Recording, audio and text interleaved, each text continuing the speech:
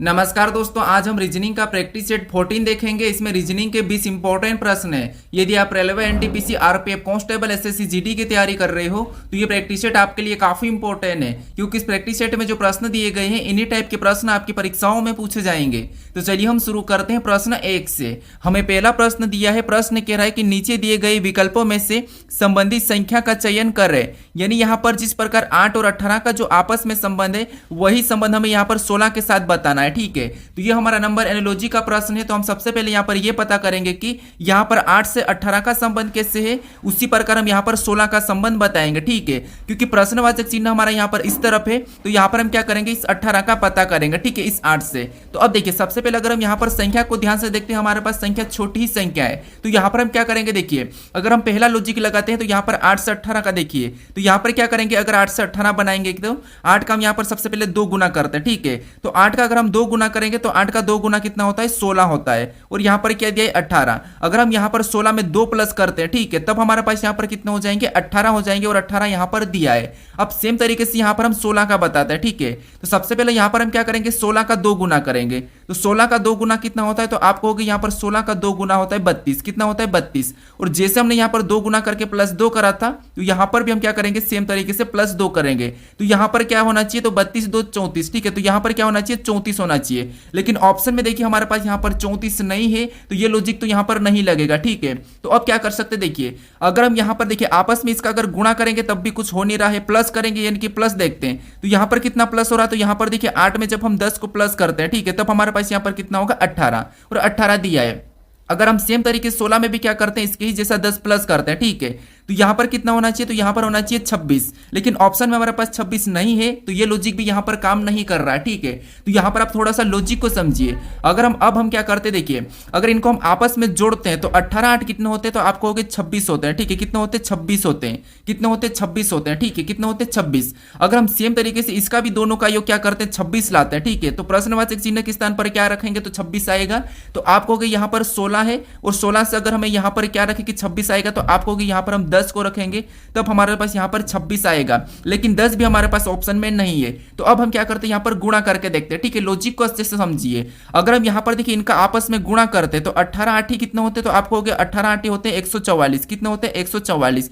यहाँ पर भी हम 16 के साथ किसका गुणा करें कि हमें यहाँ पर कितना मिले, तो आप कहोगे यहाँ पर देखिए 16 के साथ किसका गुणा करें कि हमें यहाँ पर 144 मिले। ठीक है, ये हम अब पता करते हैं। हमने प्लस करके देख लिया था। तो अब देखिए अगर हम यहाँ पर 16 के साथ किसका गुणा करेंगे, तो आप कहोगे 16 के साथ अगर हम 9 का गुणा करते हैं, 9 कर रख के, तो हमें यहाँ पर 16 नाम कितने मिलेंगे, 144। और 144 यहाँ पर आया है और 144 यहाँ पर भी आया। ठीक है, तो अच्छा लॉजिक है। तो यहाँ पर क्या आएगा, 9 आएगा। ठीक है, तो अब ऑप्शन में देखिए 9 कहां पर है, तो ऑप्शन नंबर हमें यहाँ पर सी में दिया है। तो ऑप्शन नंबर सी हमारा इस प्रश्न का सही जवाब होगा। अब चलिए हम बढ़ते हैं प्रश्न 2 पे। अब दूसरे नंबर का प्रश्न दिया है। अब प्रश्न कह रहा है कि दी गई श्रृंखला श्रेणी में अगली संख्या ज्ञात कीजिए। यानी हमें यहाँ पर एक श्रृंखला श्रेणी दी है और इसी में एक प्रश्नवाचक चिन्ह दिया है। यहाँ पर कौन सी संख्या होगी ये हमें बताना है। ठीक है, तो देखिए जब भी हम श्रृंखला के प्रश्नों को सोल्व करते हैं तो सबसे पहले हम क्या करते हैं, श्रृंखला यानी कि संख्या को ध्यान से देखते हैं कि संख्या कैसे लिखिए। तो यहाँ पर देखिए अगर हम संख्या को देखेंगे तो सबसे पहले 5 लिखा है और 5 के बाद 3 लिखा, मतलब माइनस करा, और 3 के बाद 8, फिर प्लस, फिर 40, फिर 120, फिर प्लस प्लस चला है। ठीक है, यानी संख्या धीरे से घटी, फिर वापस से बढ़ी, फिर अचानक से बढ़ी। ठीक है, इस कंडीशन में आपको पता है जब संख्या थोड़ी सी घटती है बढ़ती है, उस कंडीशन में हम क्या करते हैं, एक छोड़ के एक देते हैं, एक देखते हैं। ठीक है, या तो वहां पर प्लस करेंगे एक छोड़ के एक, या फिर वहां पर गुणा करेंगे, या फिर माइनस करेंगे। ठीक है, तो अगर हम यहाँ पर एक छोड़ के एक देखते हैं तो यहाँ पर देखिए अगर हम यहाँ पर 5 से 8 को देखेंगे तो यहाँ पर कितना प्लस हुआ है, तो आप कहोगे यहाँ पर 3 प्लस हुआ है। फिर अगर हम यहाँ पर 8 से 120 को देखते हैं तो आप कहोगे यहाँ पर तो कुछ ज्यादा ही प्लस हो रहा है, यानी कितना प्लस हुआ, तो यहाँ पर 112 प्लस हो रहा है। कितना प्लस हो रहा है, तो आप कहोगे 112।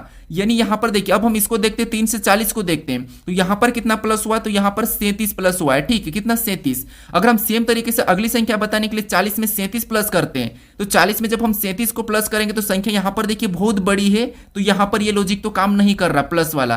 तो अब हम यहाँ पर क्या करते हैं, यहाँ पर गुणा करके देखते हैं। अगर हम यहाँ पर 5 और 8 का आपस में गुणा करते हैं, ठीक है, तो यहाँ पर देखिए 5 और 8 का गुणा करेंगे तो यहाँ पर कितने हो रहे, तो 5 8 40 यहाँ पर दिया है। ठीक है, सेम तरीके से यहाँ पर गुणा करने पर दिया है। सेम तरीके से यहाँ पर भी हम क्या करते हैं, 3 और 40 का आपस में गुणा करते हैं, तो यहाँ पर 40 तिरिया कितने होते हैं, 120 होते हैं, और 120 भी यहाँ पर दिया है। यानी अगली संख्या बताने के लिए हम यहाँ पर क्या करेंगे, 8 और 120 का गुणा कर लेंगे। ठीक है, लॉजिक को समझना। तो 8 और 120 का गुणा करेंगे तो 12 8 96, यानी यहाँ पर कितना हो रहे, 960 हो रहे। ठीक है, कितना हो रहे, 960 हो रहे गुणा करने पर। यानी हमने यहाँ पर क्या करा, इसका गुणा करा तो हमें ये संख्या प्राप्त हुई। अब हमें और भी अगली संख्या बताना हो तो हम क्या करेंगे, इन दो संख्याओं के साथ गुणा कर लेंगे। ठीक है, लेकिन हमें ये वाली संख्या पूछी थी तो यहाँ पर हमारे पास 960 आया। ठीक है, तो ऑप्शन में देखेंगे तो ऑप्शन नंबर हमें यहाँ पर डी में दिया है, तो ऑप्शन नंबर डी हमारा इस प्रश्न का सही जवाब होगा। ठीक है, लॉजिक को अच्छे से समझते हुए चलिए। अब चलिए हम बढ़ते हैं प्रश्न 3 पे। अब तीसरे नंबर का प्रश्न दिया है। अब प्रश्न कह रहा है कि उस वेन आरेख का चयन करें जो दिए गए वर्गों के बीच के संबंध को दर्शाता हो। यानी हमें यहाँ पर आयरलैंड दिया है, डबलिन दिया है और ग्रीस दिया है, इनके बीच वेन डायग्राम कैसा बनेगा ये प्रश्न हमें दिया है।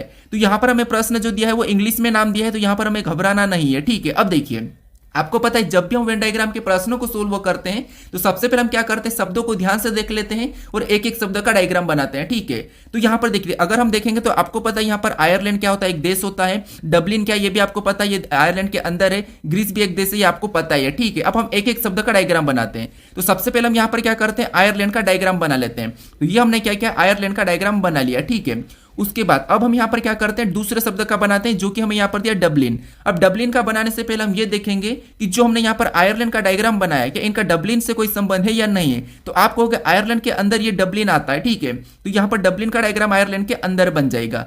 उसके बाद हम यहाँ पर तीसरे शब्द का बनाएंगे जो कि हमें यहाँ पर दिया ग्रीस। अब ग्रीस का डायग्राम बनाने से हम यहाँ पर ये देखेंगे कि जो हमने यहाँ पर डबलिन और आयरलैंड का डायग्राम बनाया है कि इनका ग्रीस से कोई संबंध है या नहीं है। तो आप कहोगे यहाँ पर ग्रीस एक देश से, तो इनका आयरलैंड और यहाँ पर डबलिन से कोई संबंध नहीं है क्योंकि ये अलग देश से। तो यहाँ पर ग्रीस का डायग्राम कैसा बनेगा, तो आप कहोगे इसका अलग बन जाएगा। अब डायग्राम हमारा तीनों शब्द का कैसा बना, तो कुछ इस टाइप से बना है। तो ऑप्शन में देखेंगे तो ऑप्शन नंबर हमें यहाँ पर सी में दिया है, तो ऑप्शन नंबर सी हमारा इस प्रश्न का सही जवाब होगा। ठीक है, अब चलिए हम बढ़ते हैं प्रश्न 4 पे।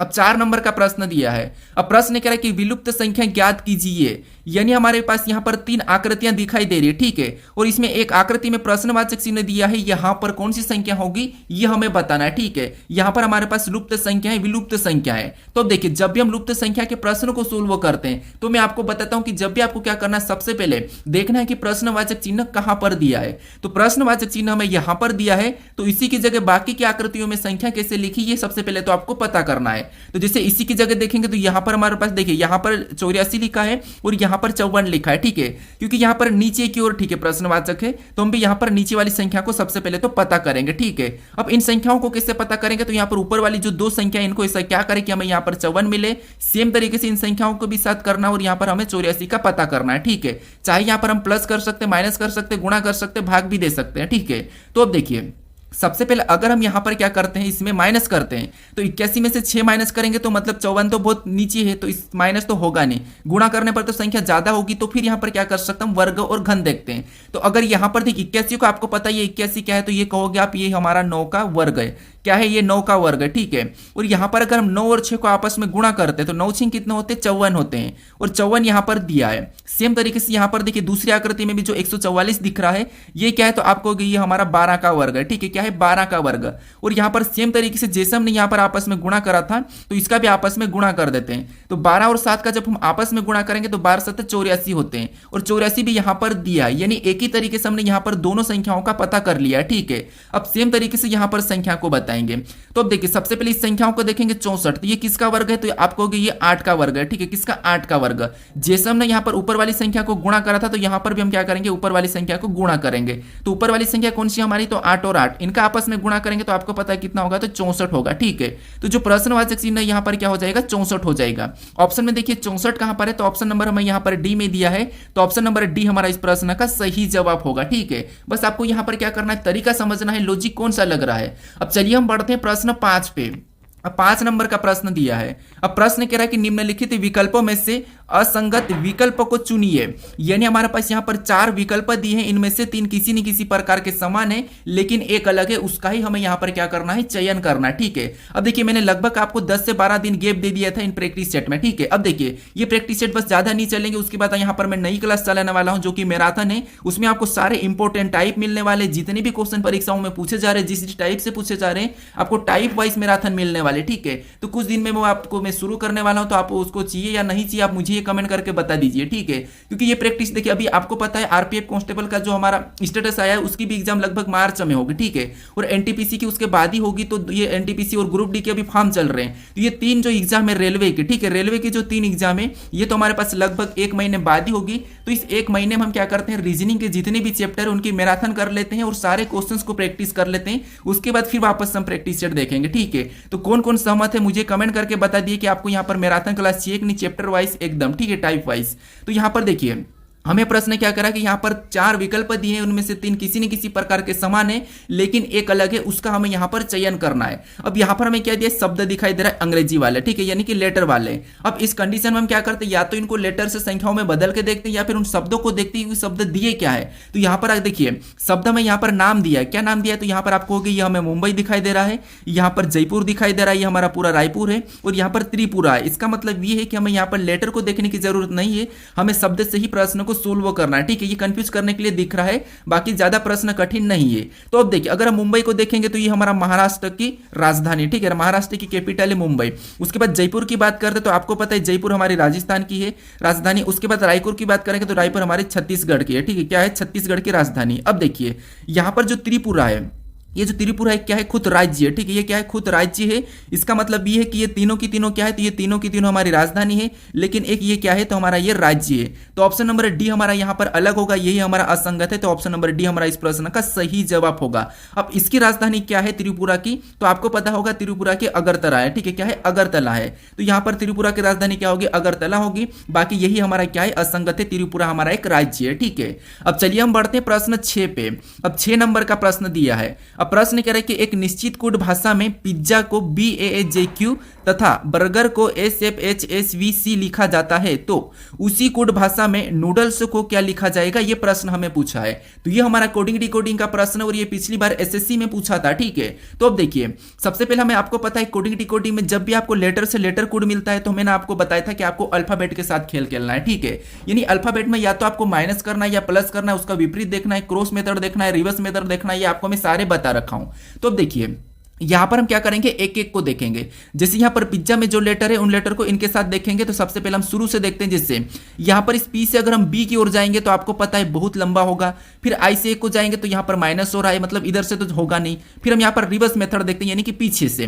तो अगर हम पीछे से देखेंगे तो ए से बी के जाएंगे तो आसान है। ठीक है, यानी यहां पर देखिए ए में या ए से बी मतलब +1, फिर यहां पर देखिए जेड से ए मतलब +1, जेड से मतलब +1, आई से जे मतलब यहां पर भी +1, पी से क्यू मतलब यहां पर भी +1, यानी यहां पर रिवर्स मेथड है। ठीक है, कौन सी मेथड है, तो रिवर्स मेथड है। सेम तरीके से बर्गर का पता करते हैं। तो यहां पर भी देखिए अगर बी से एस की ओर जाएंगे तो आपको पता है लंबा पड़ेगा, तो हमें यहां पर क्या मिला है, रिवर्स मेथड मिला है। तो यहां पर भी रिवर्स मेथड यूज करेंगे। तो आर से एस +1, ई से ए +1, एच से जी मतलब जी से एच +1, आर से एस यहां पर भी +1, यू से भी +1, बी से सी यहां पर भी +1, यानी हमें यहां पर कौन सा लॉजिक मिला है, तो यहां पर रिवर्स मेथड में +1 करना है। तो सेम तरीके से यहां पर नूडल्स में भी यही करेंगे। ठीक है, तो यहां पर देखिए सबसे पहले रिवर्स मेथड पीछे से, यानी कि यहां पर +1 करेंगे तो क्या होगा, टी। ऑप्शन में देखेंगे तो ए में नहीं है, सी में नहीं है और डी में नहीं है। तो ऑप्शन नंबर बी हमारा इस प्रश्न का सही जवाब होगा। हमें यहां पर पूरा भी चेक करने की जरूरत नहीं है। अगर चेक करेंगे तो यहां पर क्या होगा, ई के बाद एफ हो जाएगा, एल हो जाए, एल के बाद क्या होगा, तो आपको होगा एम होगा। तो यहां पर TFM दिया है, मतलब ऑप्शन नंबर बी हमारा इस प्रश्न का सही जवाब होगा। ठीक है, क्योंकि ऑप्शन हमें यहां पर एक ही में मिला है। अब चलिए हम बढ़ते हैं प्रश्न 7 पे। अब 7 नंबर का प्रश्न दिया है। अब प्रश्न यहां पर कह रहा है कि एक ही पासे की 2 अवस्था दी गई है, बिंदु 4 के विपरीत सतह कौन सी होगी, ये प्रश्न हमें पूछ रहा है। ठीक है, तो ये हमारा पासे का प्रश्न है। अब देखिए पासे के प्रश्न में आपको पता है जब भी एक से अधिक पासा हो तो हम क्या करते हैं, कॉमन सतह देखते हैं। यानी उस सतह पे, यानी या चाहे आपको चिन्ह मिले, लेटर मिले, संख्या मिले, कुछ भी मिले, आपको बस कॉमन देखना है। ठीक है, तो मैं आपको कितनी बार सोल्व करवाऊं। अब हमें यहाँ पर क्या 2 पासे दिखाई दे रहे हैं। ठीक है, और यहाँ पर हमें क्या दिया है, तो बिंदु दिया, यानी कि हमें यहाँ पर बिंदु दिया है। तो बिंदु भी हम क्या करेंगे, यहाँ पर कॉमन देख लेंगे। तो कॉमन बिंदु कौन सी सतह दिखाई दे रही है, तो आपको हमें यहाँ पर 4 वाले वाले हमें कॉमन दिखाई दे रहे हैं, ठीक है। यहाँ पर 4 बिंदु वाले हमें यहाँ पर कॉमन दिखाई दे रहे हैं, यानी कि हम क्या करेंगे, ये पहले पासे का 4 बिंदु, ये दूसरे पासे का 4 बिंदु, हम 4 करके लिख लेते हैं, ठीक है। अब देखिए, आपको पता हम क्या करते हैं, एक एक पासे में घड़ी की दिशा में चलते हैं क्लॉकवाइज। तो यहाँ पर कॉमन से चलेंगे तो अगला हमें यहाँ पर क्या मिला, 6 बिंदु मिले, तो उसको हम क्या करेंगे, उसके नीचे 6 लिख लेंगे। फिर हम आगे चलेंगे, यहाँ पर 6 बिंदु से तो हमें कौन सा बिंदु मिला, तो आपको यहाँ पर 5 बिंदु मिले, तो उनको भी हम क्या करेंगे, उसके नीचे लिख लेंगे। अब हम यहाँ पर दूसरे पासे में चलेंगे कॉमन से, तो यहाँ पर इस 4 से हम चले तो हमें यहाँ पर 1 बिंदु मिला, तो उसको भी हम क्या करेंगे, उसके नीचे 1 लिखेंगे। फिर हम यहाँ पर 1 बिंदु से आगे चलेंगे तो हमें 2 बिंदु मिला, अब हम उसके नीचे 2 लिखेंगे। अब हमने यहाँ पर जो बिंदु लिखा है, इनके जो आमने सामने है, ठीक है, ये जो इनके आमने सामने ये क्या है, एक दूसरे के विपरीत है, यानी 5 का विपरीत 2 और 2 का विपरीत 5, ठीक है। 1 का विपरीत 6 और 6 का विपरीत 1। हमें यहाँ पर किसका पूछा है, तो बिंदु 4 का विपरीत पूछा है। तो बिंदु 4 का विपरीत क्या हो जाएगा, तो हमें यहाँ पर बिंदु 4 का बताना है, तो हमें यहाँ पर देखना है कि कौन सा नहीं दिखाई दे रहा है। हमें यहाँ पर 1 से 6 तक दिखाई दे रहा है, तो हमें यहाँ पर 3 नहीं दिखाई दे रहा है, ठीक है। तो 1 4 को हटा के यहाँ पर हम क्या करेंगे, 3 को लिख लेंगे, ठीक है। तो यहाँ पर 4 का विपरीत बिंदु कितना होगा, 3 होगा। ऑप्शन में देखिए बिंदु 3 यहाँ पर ऑप्शन नंबर डी में दिया है, तो ऑप्शन नंबर डी हमारा इस प्रश्न का सही जवाब हो जाएगा, ठीक है। अब चलिए हम बढ़ते हैं प्रश्न 8 पे। अब 8 नंबर का प्रश्न दिया है। अब प्रश्न कह रहा है कि दी गई आकृति में ऐसे कितने बैरल है जो केवल जग है, यानी हमें यहाँ पर एक आकृति दी है, इसमें ऐसे कितने बैरल है जो केवल जग है, ये प्रश्न हमें पूछ रहा है, ठीक है। तो ये हमारा वेन आरेख का ही प्रश्न है, हमें यहाँ पर क्या करना है, आकृति का अध्ययन करना है, ठीक है। तो जैसे अगर हम यहाँ पर इस वर्ग की बात करते हैं, यहाँ पर हमें जो वर्ग दिखाई दे रहा है, ठीक है, इसकी बात करते हैं, तो इसके अंदर जितनी भी संख्या होगी वो सभी की सभी अपने आप में क्या होगी, बोतल होगी। उसके बाद अब यहाँ पर हमें जो त्रिभुज दिखाई दे रहा है, ठीक है, इसके अंदर जितनी भी संख्या होगी सभी अपने आप में क्या होगी, तो वो होगी बैरल। उसके बाद हमें यहाँ पर और वृत्त भी दिखाई दे रहा है, ठीक है। तो इस वृत्त के अंदर जितनी भी संख्या है वो सभी की सभी अपने आप में बात कर रहा हूँ, ठीक है। तो अपने आप में क्या होगी, जग होगी। उसके बाद हमें यहाँ पर पष्टभुज या क्या दिखाई दे रहा है, इसके अंदर देखिए, इसके अंदर जितनी भी संख्या होगी वो सभी की सभी अपने आप में क्या होगी, तो आपको होगी, अपने आप में होगी, ग्लास होगी, ठीक है। अब हमें यहाँ पर प्रश्न क्या पूछ रहा है, तो प्रश्न पूछा कि इस आकृति में ऐसे कितने बैरल है जो केवल जग है, यानी यहाँ पर केवल जग पूछा है, तो जग के अंदर आना चाहिए, लेकिन कौन, बैरल। तो यहाँ पर अगर हम 7 को लेते हैं, ठीक है, ये 7 जग के अंदर है, तो ये केवल जग के अंदर है, तो इसको नहीं लेंगे। उसके बाद यहाँ पर देखिए 9 को देखते हैं, तो 9 गिलास के अंदर है, तो इसको भी नहीं लेंगे। उसके बाद हम यहाँ पर 6 की बात करते हैं, तो ये बोतल के अंदर है, तो इसको भी नहीं लेंगे। अब हमारे पास यहाँ पर 4 और 5 बचे। अब हमें यहाँ पर कह रहा है कि केवल बैरल है, ठीक है, केवल जग है, ऐसे कितने बैरल है जो केवल जग है। तो यहाँ पर अगर हम 5 की बात करते हैं, तो ये बैरल भी है, जग भी है, लेकिन ये बोतल के अंदर भी है, तो इसीलिए ये 5 को भी नहीं लेंगे। और यहाँ पर 3 की बात करते हैं, ये केवल बैरल है, तो हमारे पास यहाँ पर जो 4 दिखाई दे रहा है, ये क्या है, तो ये बैरल है और ये केवल जग के अंदर है, ठीक है। तो यहाँ पर क्या दिखाई दिया हमें, 4, तो ऑप्शन में देखेंगे तो ऑप्शन नंबर बी हमारा इस प्रश्न का सही जवाब होगा, ठीक है। तो इस टाइप का प्रश्न मिले तो आपको क्या करना है, आकृति का अध्ययन करना है, और जैसा प्रश्न कह रहा है वैसा ही आपको यहाँ पर बताना है, ठीक है। अब चलिए हम बढ़ते हैं प्रश्न 9 पे। अब 9 नंबर का प्रश्न दिया है। अब प्रश्न कह रहा है निम्नलिखित अक्षर श्रृंखला श्रेणी को पूर्ण कीजिए, यानी हमारे पास यहाँ पर एक अक्षर श्रृंखला श्रेणी दी है, इसमें हम कौन से लेटर को भरे कि ये श्रृंखला हमारी पूर्ण होगी, ये प्रश्न हमें पूछ रहा है, ठीक है। तो देखिए जब भी हम इस टाइप के प्रश्नों को सोल्व करते हैं, सबसे पहले हम क्या करते हैं, या तो लेटर को गिन के क्या करते हैं, पेयर बना के सोल्व करते हैं, या फिर हम किस लेटर के बाद रिक्त स्थान है ये हम देखते हैं। तो सबसे पहले यहाँ पर हम क्या करते हैं, लेटर को गिन के पेयर बना लेते हैं, ठीक है। तो यहाँ पर अगर हम लेटर को गिनेंगे तो आपको रिक्त स्थान को भी साथ में गिनना है, ठीक है। तो यहाँ पर देखिए सबसे पहले गिनेंगे तो 1 2 3 4 5 6 7 8 9 10 11 12 13 14 15 16 17 18 19 20, यहाँ पर टोटल हमारे पास कितने हैं, तो 20 से। तो या तो हम यहाँ पर क्या करते हैं, तो 4 4 में भी बना सकते हैं और 5 5 में भी पेयर बना सकते हैं। तो मान लो यहाँ पर हम बड़ा सा बड़ा पेयर बना लेते हैं, ठीक है। तो यहाँ पर हमने क्या करा, बड़ा सा बड़ा पेयर बनाया 5 5 में, यानी हमने यहाँ से एक पेयर बना लिया। उसके बाद फिर से हमने यहाँ पर 5 से और पेयर बनाया, फिर हमने वापस से यहाँ से और पेयर बनाया, ठीक है। ये हमने 5 5 में 4 पेयर बना लिया। अब हम यहाँ पर लेटर को भरेंगे, ठीक है। तो सबसे पहले देखिए ए के बाद यहाँ पर क्या दिखाई दे रहा है, सी दिखाई दे रहा है। तो यहाँ पर हम क्या करेंगे, ए के बाद सी को भर लेंगे, ठीक है, ए सी, ठीक है। इसके बाद यहाँ पर भी क्या करेंगे, सी से पहले ए है तो यहाँ पर भी क्या करेंगे, इसको भी भर लेंगे ए, मतलब ए सी, तो हमने यहाँ पर सभी में भर दिया। उसके बाद यहाँ पर क्या है, डी एफ है, और यहाँ पर क्या होना चाहिए, तो यहाँ पर भी होना चाहिए डी एफ, और यहाँ पर भी डी एफ। तो यहाँ पर अगर हम लास्ट में एफ को भरेंगे तो लास्ट में ठीक है यहाँ पर एफ भी दिखाई दे रहा है, ठीक है। उसके बाद फिर अगर हम देखेंगे तो यहाँ पर हमारे पास इसमें लास्ट में क्या है, बी है, और यहाँ पर लास्ट में कुछ भी नहीं है, और यहाँ पर लास्ट में डी आ रहा है। अगर यहाँ पर लास्ट में हमारे पास बी आ रहा है और यहाँ पर लास्ट में डी आ रहा है तो यहाँ पर साइज से प्लस हो रहा होगा। यानी अगर यहाँ पर बी है तो यहाँ पर क्या होना चाहिए, ए होना चाहिए। ठीक है, क्या होना चाहिए, ए। अब ए से हम यहाँ पर +1 करेंगे तो बी, और बी से और +1 करेंगे तो यहाँ पर सी हो जाएगा। ठीक है, हमने यहाँ पर लास्ट वाले लेटर को देखा है, और इसमें और +1 करेंगे तो ए के बाद सी के बाद डी, यानी यहाँ पर +1 करने पर डी। उसके बाद यहाँ पर तो देखिए सी के बाद क्या है, तो आपको होगा यहाँ पर सी के बाद डी है, सभी में डी है तो यहाँ पर हम डी को भर लेंगे। ठीक है, और इसमें भी हम यहाँ पर क्या करेंगे, डी के बाद हम एफ को भर लेंगे, क्योंकि डी के बाद एफ है। अब देखिए यहाँ पर एफ भी हमने भर लिया। अब हमारे पास यहाँ पर पेयर जो बना है, यहाँ पर देखेंगे कि क्या सेम समान पेयर बने या नहीं बने। तो यहाँ पर देखिए ए सी डी एफ ए, यहाँ पर ए सी डी एफ बी, ए सी डी एफ सी, यहाँ पर भी ए सी डी एफ डी, यानी यहाँ पर लास्ट वाला अक्षर क्या हो रहा था, +1 हो रहा था, क्योंकि हमने यहाँ पर लास्ट वाले लेटर को देखा था। ठीक है, अब हमने यहाँ पर कौन कौन से लेटर को भरा, वही हमारा यहाँ पर सही जवाब होगा। तो सबसे पहले हमने सी को भरा, उसके बाद हमने यहाँ पर ए को भरा, उसके बाद फिर हमने यहाँ पर डी को भरा, फिर हमने यहाँ पर वापस से क्या करा, तो ए को भरा, फिर हमने यहाँ पर सी को भरा, और हमने फिर एफ को भरा। तो ये अगर हम ऑप्शन में देखें तो लास्ट में एफ हमें यहाँ पर केवल ऑप्शन ए में दिखाई दे रहा है, तो ऑप्शन नंबर ए हमारा इस प्रश्न का सही जवाब होगा। ठीक है, अब चलिए हम बढ़ते हैं प्रश्न 10 पे। अब 10 नंबर का प्रश्न दिया है। अब प्रश्न यहां पर कह रहा है कि यदि ए अक्षर जोड़ के लिए, बी अक्षर घटाव, सी अक्षर भाग के लिए एवं तथा यहां पर यह कि डी अक्षर गुणा के लिए हो, तब यहां पर कह रहा है कि जो समीकरण दी है इस समीकरण का मान बराबर होगा, यानी इस समीकरण का मान क्या होगा, यह प्रश्न हमें पूछ रहा है। ठीक है, तो यहां पर देखिए सबसे पहले तो हमें यहां पर समीकरण में यहां पर जो अक्षर दिए हैं, इन अक्षर के जगह हमें क्या करना है, चिन्ह को रखना है। ठीक है, तो यहां पर देखिए सबसे पहले कोष्टक में क्या दिया, तो हम यहां पर लिख लेते, जैसे 7 दिया है। ठीक है, सबसे पहले 7 दिया तो यहां पर हम 7 लिखे हैं, यहां पर हमने 7 लिखा है। ठीक है, ये हमने 7 लिखा, और 7 में यहां पर अक्षर में हमें यहां पर डी दिखाई दे रहा है। ठीक है, क्या दिखाई दे रहा है, तो यहां पर मैं कलर चेंज करता हूं, हमें यहां पर क्या दिखाई दे रहा है, तो आपको होगे कोष्टक में 7 है। ठीक है, कोष्टक में 7 है, और हमें यहां पर डी दिखाई दे, और डी का मतलब यहां पर क्या कहा, तो डी का यहां पर गुणा कहा। तो यहां पर हम क्या करेंगे, गुणा का चिन्ह लगा के यहां पर और 3 को लिख के कोष्टक बंद कर लेंगे। उसके बाद हमें यहां पर बी दिखाई दे रहा है, और बी का अर्थ यहां पर माइनस का। ठीक है, यानी कि घटाव कहा, तो यहां पर हम घटाव का चिन्ह लगाएंगे, अगली संख्या 6 को लिखेंगे। फिर हमें यहां पर ए दिया है, और ए अक्षर का मतलब यहां पर जोड़ का, तो यहां पर हम प्लस लगा लेंगे, और अगला यहां पर क्या करेंगे, 5 को लिख लेंगे। उसके बाद वापस से कोष्टक बंद करेंगे, और यहाँ पर 20 दिया है तो 20 को वैसा ही लिखेंगे, और यहाँ पर सी दिया है, और सी का अर्थ यहाँ पर भाग का, तो यहाँ पर हम क्या करेंगे, भाग का चिन्ह लगा के अगला हम 20 लिखेंगे और कोष्टक बंद कर लेंगे। अब इसको हम क्या करते हैं, बोर्डमास रूल पे सोल्व करते हैं। तो आपको पता है सबसे पहले कोष्टक सोल्व होता है, फिर भाग सोल्व होता है, गुणा सोल्व होता है, ये तो आपको पता ही है।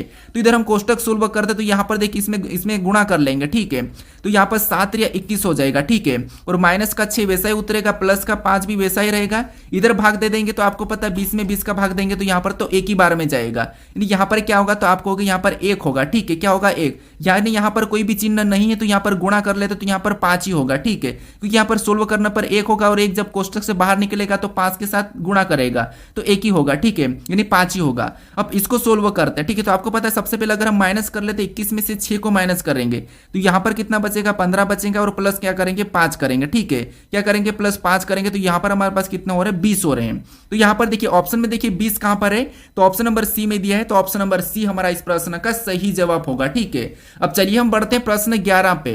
अब 11 नंबर का प्रश्न दिया है।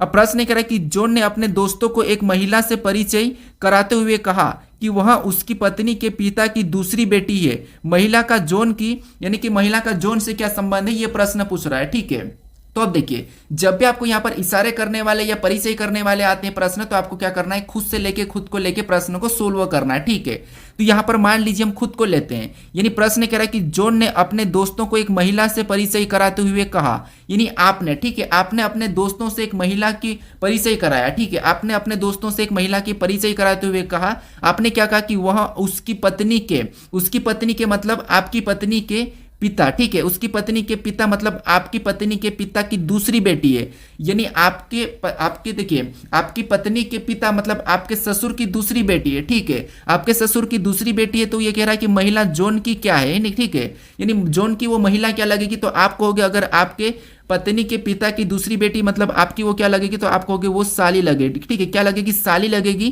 तो ऑप्शन में देखिए साली कहां पर है, तो ऑप्शन नंबर सी में दिया है, तो ऑप्शन नंबर सी हमारा इस प्रश्न का सही जवाब होगा। ठीक है, तो आपको क्या करना है, खुद को लेकर प्रश्न को सोल्व करना है, आसानी से सोल्व हो जाएगा। अब चलिए हम बढ़ते हैं प्रश्न 12 पे।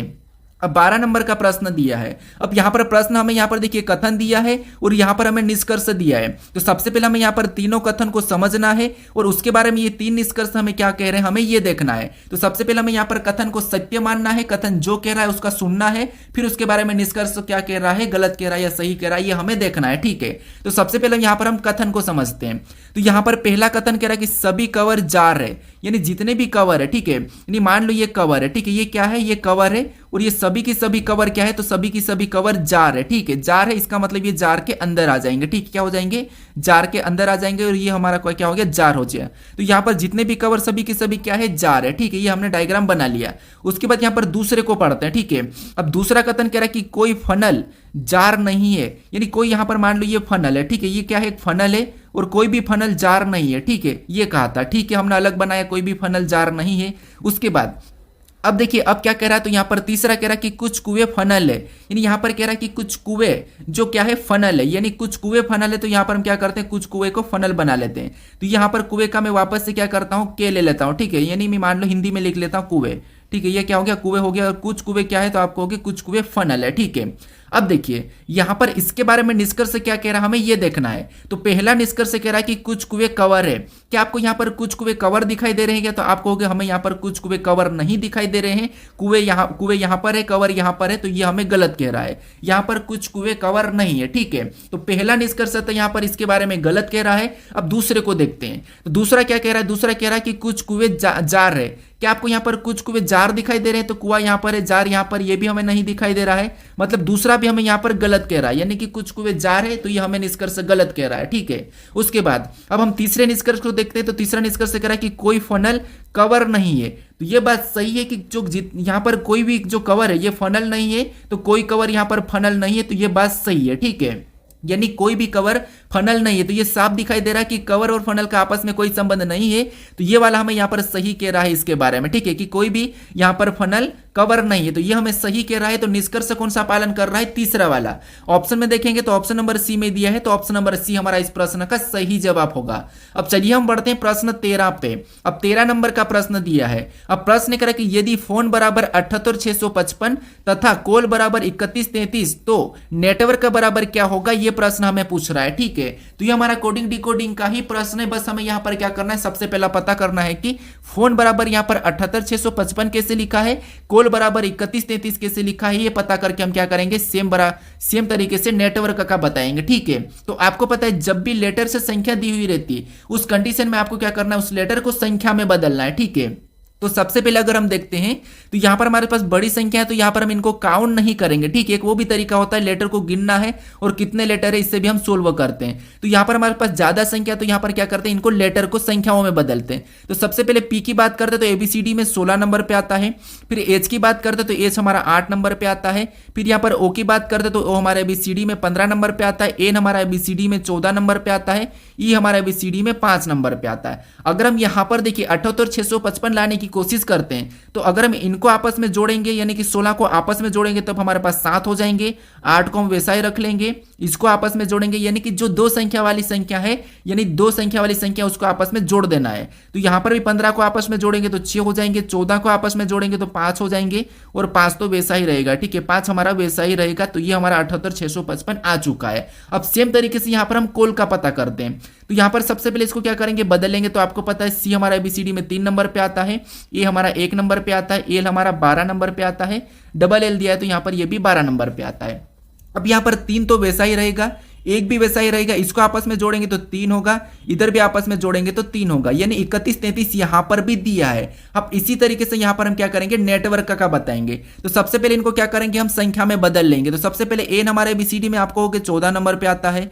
ई कितने नंबर पे आता है, तो ई हमारा 5 नंबर पे आता है। टी हमारा बीसीडी में कितने नंबर पे, तो ये हमारा 20 नंबर पे आता है। डब्ल्यू कितने नंबर पे, तो डब्ल्यू हमारा 23 नंबर पे आता है। ओ कितने नंबर पे, तो ओ हमारा बीसीडी में 15 नंबर पे आता है। फिर ये आर दिया और आर कितने नंबर पे, तो आर हमारा 18 नंबर पे आता है और के हमारा बीसीडी में 11 नंबर पे आता है। ठीक है, अब हमें यहाँ पर इनको सिंगल में करना है। तो सबसे पहले अगर हम सिंगल में करेंगे तो इनको आपस में जोड़ देंगे तो 4 और 1 कितने हो जाएंगे, 5 हो जाएंगे। 5 तो वैसा ही रहेगा, इधर आपस में जोड़ेंगे तो 2 ही होगा, इधर आपस में जोड़ेंगे तो 5 हो जाएगा, इधर आपस में जोड़ेंगे तो 6 हो जाएगा, यहाँ पर आपस में जोड़ेंगे तो 9 हो जाएगा और इनको आपस में जोड़ेंगे तो 2 हो जाएगा। ये हमें ऑप्शन में देखना है 55 25 692। 55 25 692 अगर हम ऑप्शन में देखते हैं तो ऑप्शन नंबर बी डी में दिया है, तो ऑप्शन नंबर डी हमारा इस प्रश्न का सही जवाब होगा। ठीक है, अब चलिए हम बढ़ते हैं प्रश्न 14 पे। अब 14 नंबर का प्रश्न दिया है। अब प्रश्न कह रहा है कि कुछ व्यक्ति एक पंक्ति में उत्तर की ओर मुख करके बैठे हैं। आर यू के बाईं और तीसरे स्थान पर बैठा है। आर और टी के बीच केवल 2 व्यक्ति बैठे हैं। क्यू और यू के बीच केवल 1 व्यक्ति बैठा है। यू के दाईं ओर केवल 1 व्यक्ति बैठा है। केवल वी टी के बाईं ओर बैठा है। तो पंक्ति में कितने व्यक्ति बैठे हैं, ये प्रश्न हमें पूछ रहा है। ठीक है, यहां पर हमें ये नहीं पूछा है कि किसके दाएं कौन बैठा है, इसके सामने कौन बैठा है, तीसरे स्थान पर कौन बैठा है, ऐसा कुछ भी नहीं पूछा। हमें यहां पर पूछा है कि उस पंक्ति में कुल कितने व्यक्ति बैठे हैं।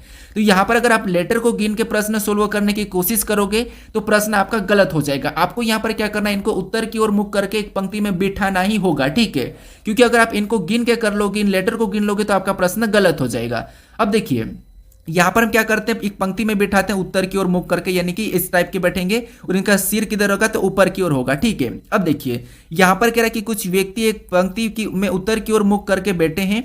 यहां पर कह रहा है कि आर यू के बाईं और तीसरे स्थान पर बैठा है। ठीक है, यहां पर बढ़िए, यहां पर क्या कह रहा है कि आर यू के बाईं और तीसरे स्थान पर बैठा है। ठीक है, तो जो यहां पर मान लो ये आर बैठा है, ठीक है, ये यू के बाईं और तीसरे स्थान पर बैठा है, मतलब ये किसका स्थान है, और तीसरे स्थान पर बैठा मतलब ये स्थान और यहां पर यू बैठेगा। ठीक है, अब ये तीसरे स्थान पर है। ठीक है, यू के बाईं और तीसरे स्थान पर है, तो बायां किधर है, यू का बायां इधर हो जाएगा और दायां इधर हो जाएगा। ठीक है, अब देखिए यू के बाईं और तीसरे स्थान पर बैठा है।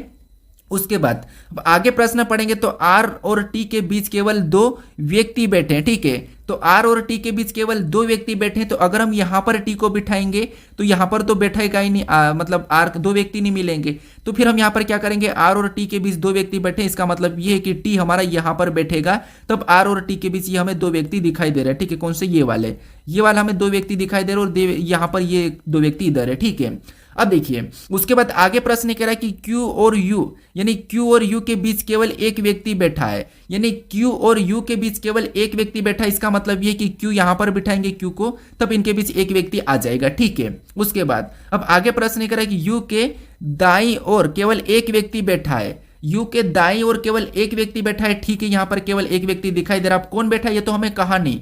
फिर यहां पर कह रहा है कि केवल वी टी के बाईं ओर बैठा है, केवल V जो T के बाईं ओर बैठा है, तो T का बाईं ओर किधर होगा, तो आप कहोगे T का बाईं ओर तो इधर होगा, मतलब V इधर बैठा है। ठीक है, अब देखिए V यानी कि T के बाईं ओर V केवल बैठा है, तो ये इधर बैठ गया। ठीक है, अब आगे प्रश्न पूछ रहा बैठा है तो पंक्ति में कितने व्यक्ति बैठे हैं। अब यहां पर देखिए हमको सबको गिनना पड़ेगा कि टोटल यहां पर पंक्ति में कितने व्यक्ति बैठे, तो हमें यहां पर इनको भी गिनना पड़ेगा, क्योंकि यहां पर कौन बैठा ये तो नहीं कहा, लेकिन बैठा जरूर है। ठीक है, तो इनको गिनेंगे। ठीक है, इनको गिनेंगे तो यहां पर देखिए 1, उसके बाद ये 2 3 4 5 6 7 8, यानी यहां पर टोटल हमारे पास कितने व्यक्ति दिखाई दे रहे हैं, तो 8 दिखाई दे रहे हैं। ठीक है, कितने, 8 दिखाई दे रहे हैं, ऑप्शन में नहीं है। ठीक है, उसके बाद एक और व्यक्ति बैठेगा, तो एक और व्यक्ति कौन हमें यहां पर मिस हुआ है, तो यहां पर देखिए प्रश्नों को पढ़ते हैं। यहां पर कह रहा कि आर यू के, ठीक है, आर जो यू के यहां पर क्या, यू के बाईं और तीसरे स्थान पर है, तो यू के बाईं और तीसरे स्थान पर है। ठीक है, उसके बाद आगे प्रश्न कह रहा है कि आर और टी के बीच केवल 2 व्यक्ति बैठे हैं, तो आर और टी के बीच केवल 2 व्यक्ति बैठे, ये भी ठीक है।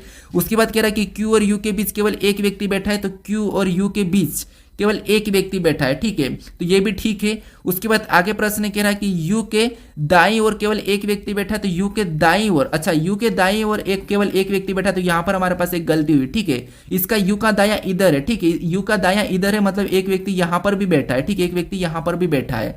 अब हमारा यहाँ पर प्रश्न सही हो गया और टोटल हमारे पास यहाँ पर कितने हो गए, 9 हो गए। ठीक है, हमने यहाँ पर करा था, इसको बाएं वाले को ले लिया था और हमें यहाँ पर दाईं ओर कहा था, तो दाईं ओर केवल 1 व्यक्ति हमारा यहाँ पर भी बैठा है। ठीक है, तो अब हमारे पास यहाँ पर कितने, 9 व्यक्ति हो गए। ऑप्शन में देखेंगे तो ऑप्शन नंबर सी में दिया है, ऑप्शन नंबर सी हमारा इस प्रश्न का सही जवाब होगा। अब चलिए हम बढ़ते हैं प्रश्न 15 पे। अब 15 नंबर का प्रश्न दिया है।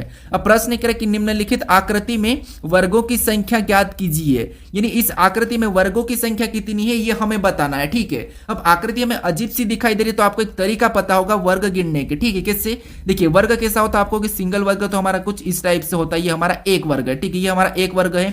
अगर इसी में हम क्या करते हैं, यहाँ पर इसी में फिर हम 4 4 करके गिनते हैं, तो इसी में अगर कुछ इस टाइप से होता है, ठीक है, कुछ इस टाइप से होता है, तो इसमें कितने वर्ग हो जाए तो आप कहोगे यहाँ पर 1 2 3 4 और एक बड़ा वाला 5, यानी इसमें कितने हो जाते हैं 5 हो जाते हैं, ये तो आपको पता ही है। यहाँ पर इसमें 1 है और इसमें 5 है। अब देखिए आपको जो इस टाइप की जो आकृति यहाँ पर हमने बनाई और इसमें हमने 5 को गिना है, ठीक है। अब इसको कैसे गिनते हैं, तो एक तरीका भी होता है कि यहाँ पर देखिए अगर आपको ऐसे में बहुत सारे बॉक्स मिल जाते हैं, ये तो हमारे पास इतने हैं, ठीक है, इसको हम क्या करते हैं ऐसे भी गिनते हैं। ये हमारे पास मान लो 2 ही मतलब बॉक्स है, ठीक है। तो यहाँ पर हम क्या करते हैं इनको क्या करते हैं गिन लेते हैं, इधर से भी हम क्या करते हैं इधर भी गिन लेते हैं और इनको क्या करते हैं आपस में जोड़ देते हैं, ठीक है। यानी कि आपस में क्या करते हैं गुणा कर देते हैं, यानी कि इसका लास्ट से लास्ट गुणा करेंगे तो 2 दूना 4 और 1 एकम 1, यहाँ पर हमने गुणा करके इनको आपस में प्लस करते तब भी हमारा यहाँ पर 5 आता है, ये तरीका है।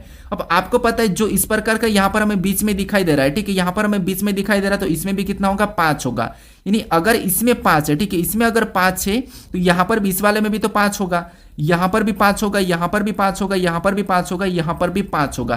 तो टोटल 5 5 10 15 20 25 30, यानी टोटल हमें यहाँ पर कितने निकल के आ रहे हैं तो 30 निकल के आ रहे हैं। ऑप्शन में देखेंगे तो ऑप्शन नंबर बी में दिया है, ऑप्शन नंबर बी हमारा यहाँ पर सही जवाब होगा, ठीक है। अगर इसमें 5 है तो यहाँ से भी तो 5 बनेंगे, ये भी तो आपको दिखाई दे रहे हैं ये वाला, फिर हमारा यहाँ से बना है तो इसीलिए यहाँ पर 5 5 5 हमारे कितने बार है 6 है।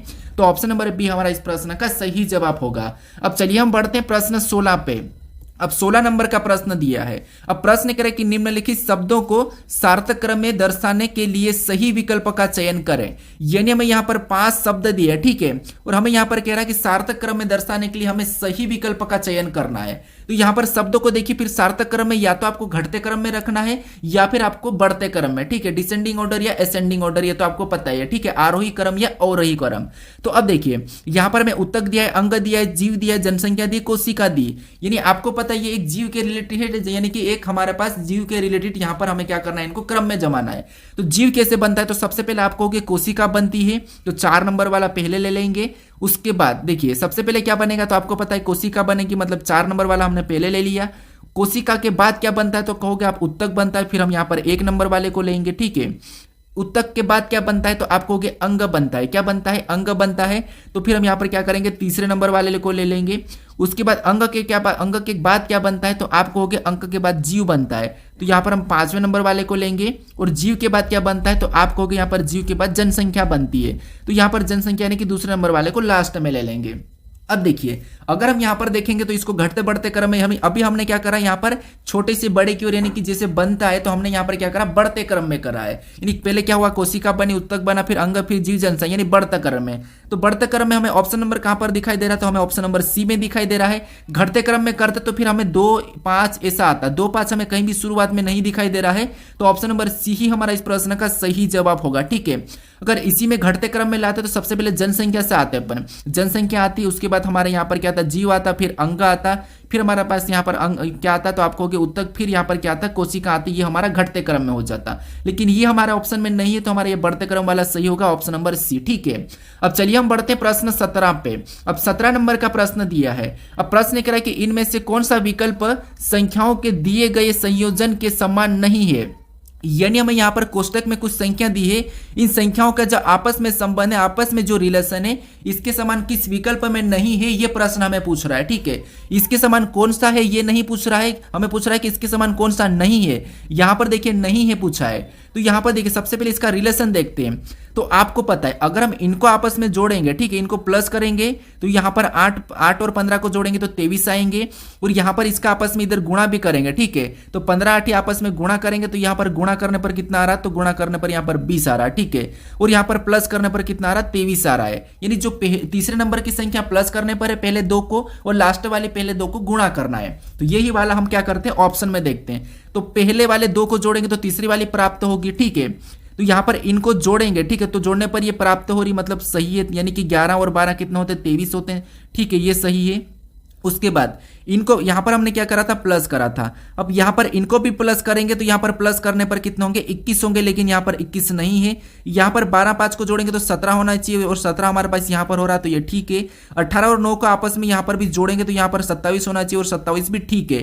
तो इनके जैसा कौन सा मैच नहीं हो रहा, तो हमें यहाँ पर ऑप्शन नंबर बी वाला नहीं हो रहा, यहाँ पर क्या आना था, तो यहाँ पर भी हमारा 21 आना था, लेकिन यहाँ पर 98 है, ठीक है, तो ये हमारा इसके जैसा नहीं है, तो ये हमारा ऑप्शन नंबर बी हमारा इस प्रश्न का सही जवाब होगा। ये मैच नहीं कर रहा है, ठीक है।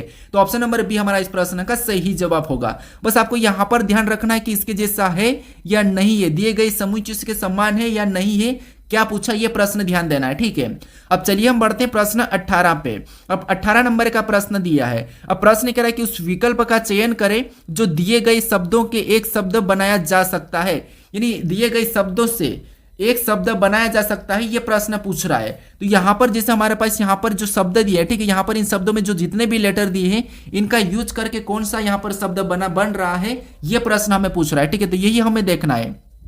तो यहां पर देखिए, यहां पर सबसे पहले देखेंगे तो पहले वाले में एम दिया है, ठीक है, ए भी दिया है, ठीक है, आई भी दिया है, ठीक है। उसके बाद और भी हमें यहां पर एन दिया है, वो भी ठीक है। फिर हमें यहाँ पर टी दिया है, ठीक है। फिर हमें ए दिया है तो ए भी ठीक है।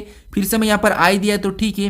फिर से हमें यहाँ पर एन दिया है तो एन भी हमारे पास है, ठीक है। फिर हमें यहाँ पर आई दिया और आई हमारे पास और इसमें नहीं है, तो हम इसको नहीं बना सकते, क्योंकि यहाँ पर जो चीज़ यहाँ पर उपलब्ध नहीं है तो यहाँ पर एक्स्ट्रा हम कैसे ले सकते हैं। एक ही चीज़ को दो बार तो यूज कर ही नहीं सकते हैं। जैसे मान लीजिए आपने मान लो एक दीवार बनाया, ठीक है, आपने एक मान लो दीवार बनाया और किसी ईंट को आपने यहाँ पर यूज कर दिया, क्या इसी ईंट को निकाल के आप यहाँ पर यूज कर पाओगे क्या दीवार के लिए? नहीं कर पाओगे। इसीलिए यहाँ पर जो आई जितने थे उसने तो यहाँ पर यूज हो चुके हैं, अब हम अलग से उसी को उठा के तो यूज नहीं कर सकते, इसलिए ये नहीं बन रहा है, ठीक है।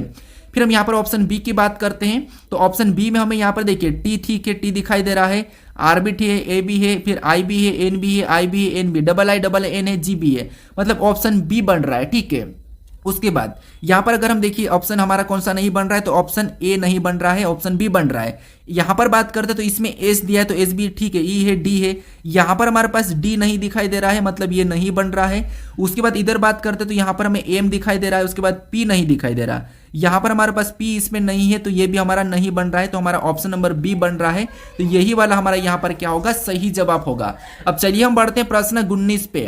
अब 19 नंबर का प्रश्न दिया है। अब प्रश्न कह रहा है कि विकल्प चित्रों में से क्लिक के क्षैतिज दर्पण प्रतिबिंब का चयन करें, यानी हमारे पास यहाँ पर जो क्लिक दिया है, ठीक, यानी कि लिख दिया है, इस लिख के क्षैतिज दर्पण प्रतिबिंब का हमें यहाँ पर क्या करना है, चयन करना है। तो इस लिख को क्या करना है, क्षैतिज दर्पण प्रतिबिंब का चयन करना है। तो आपको पता है क्षैतिज दर्पण यानी कि आपको क्षैतिज रेखा पे बताना है। तो तीन रेखा होती है, तो एक तो हमारी खड़ी रेखा होती है, एक हमारी आड़ी रेखा होती है, एक हमारी तिर्यक रेखा होती है। तो इसको हम ऊर्ध्वाधर कहते हैं, और इसको देखिए ये हमारे ऊर्ध्वाधर हो गई, ये हमारी क्षैतिज रेखा हो गई, ये हमारी तिर्यक रेखा हो गई।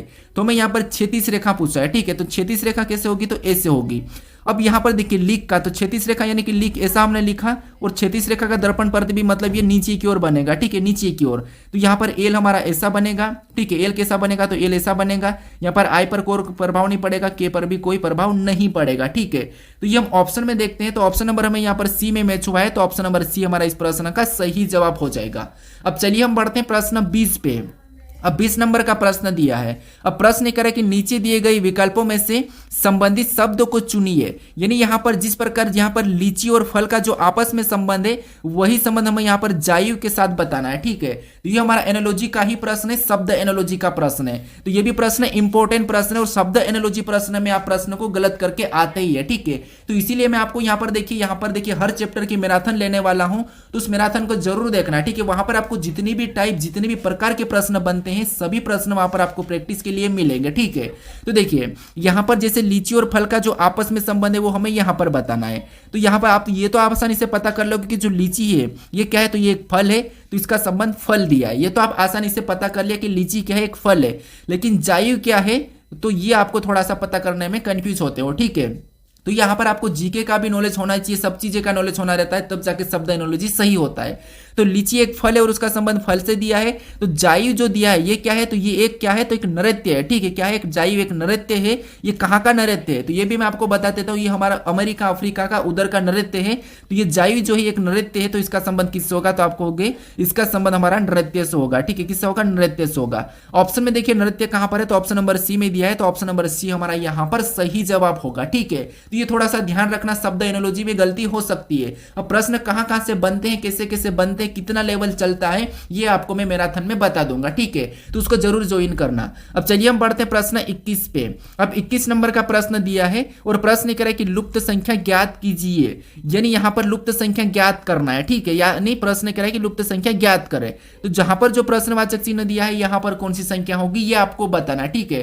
तो इस प्रकार के पैटर्न में कैसे सोल्व करना ये आपको मैं बता चुका हूं। तो यहाँ पर कौन सी संख्या होगी ये मुझे आप कमेंट करके बताइए, ठीक है। अगर आप इस चैनल को अभी तक सब्सक्राइब नहीं कर रहे हो, ठीक है, तो इस चैनल को जरूर सब्सक्राइब कर लीजिएगा ताकि आप मैराथन को अच्छे से देख पाए, आपसे मिस ना हो, ठीक है। और इस वीडियो को अपने दोस्तों तक जरूर शेयर कर दीजिएगा, ठीक है। और देखिए, इससे पहले वाले वीडियो को नहीं देखा हो तो यहाँ पर क्लिक करके उस वीडियो को भी जरूर देख लीजिए और चैनल को जरूर सब्सक्राइब करके रख लीजिए। मैं आपको मैराथन दूंगा, ठीक है। तो चलिए अब मिलते हैं हम नेक्स्ट वीडियो में।